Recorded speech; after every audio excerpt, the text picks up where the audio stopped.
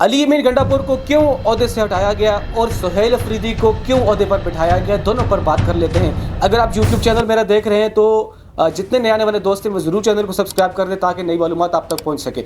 नाज़रीन, अली अमीन गंडापुर को ओहदे से हटाया क्यों गया है और सुहेल अफरीदी को ओहदे पर क्यों बिठाया गया।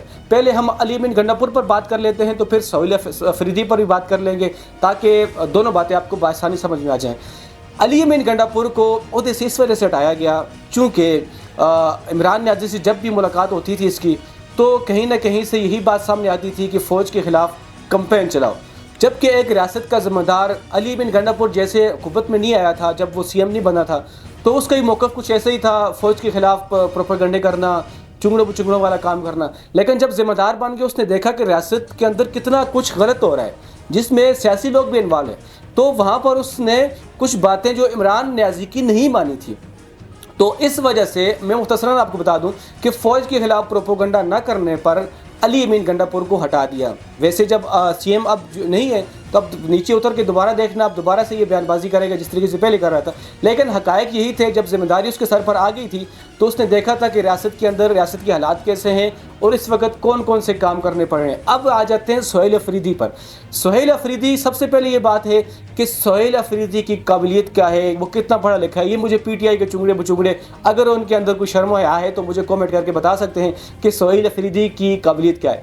और इमरान न्याज़ी ने जब जब जिसके ऊपर हाथ रखा, उस्मान बुज़दार को देख लें, वो जिस तरीके से मैं बताऊं कि वो गांव के अंदर जब बर्फ़ पड़ती है ना, बर्फ़ के ऊपर वो छोटा सा बुत बना के ऊपर रख देते हैं।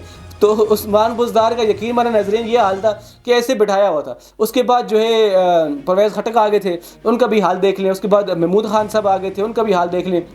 यानी इमरान न्याज़ी की एक तो ये बात है कि जो शख्स भी इसके साथ जुड़ता है तो वो जब तक गंदा ना हो तो वो पार्टी से उसको सीट से जब तक हटा दिया जाता है या किसी न किसी तरीके से गंदा करके उसको ओहदे से हटाया जाता है। हर तरीके से वो गंदा ही होता है।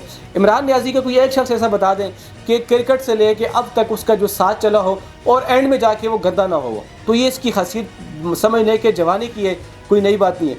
अब आते हैं कि सुहेल अफरीदी को इसलिए इमरान न्याज़ी ने सीएम बनाया है, उसकी वजह यह है कि सुहेल अफरीदी ने यह कहा कि मैं कुछ नहीं जानता, सिर्फ मैं इमरान खान से, इमरान न्याज़ी से इश्क करता हूँ।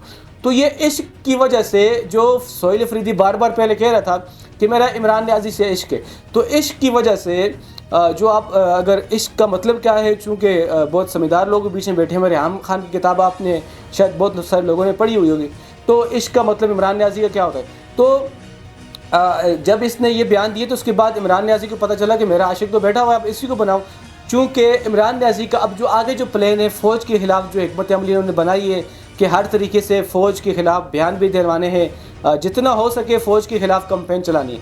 तो ये जो शख्स था, आते ही इसने कह दिया कि कुछ इसके पहले भी बयान आते थे फ़ौज के ख़िलाफ़। और सबसे अहम बात है कि KPK के अपने लोग इसके बारे में क्या राय रखते हैं, ये भी साथ साथ ज़रा आप देख लें, वो आपको अंदाज़ा हो जाएगा। ये पहले देख लें जी KPK वाले इसके बारे में क्या कहते हैं। तो एक नशी इंसान है, चोर का बच्चा, पहले भी करप्शन करके चला गया था, अब फिर इन्होंने ये सुहेल अफरीदी तो एक नशी इंसान है, चोर का बच्चा, पहले भी करप्शन करके चला गया था, अब फिर इन्होंने ये ला रही है। तो ये तो बिल्कुल बेवकूफ़ी की बात है और बेवकूफ़ी की फ़ैसला साबित होगी। नाजरीन, मैं तो नहीं कह रहा ना, KPK की आवाम कह रही है कि ये बंदा है नशई है, करप्शन के इसके ऊपर इल्ज़ामात थे, तो आपकी अपनी KPK की आवाम ये कह रही है। तो दूसरी तरफ से जो सियासी गठजोड़ है, जो तालिबान के साथ, TTP के साथ है, यकीनन PTI का मजबूत है।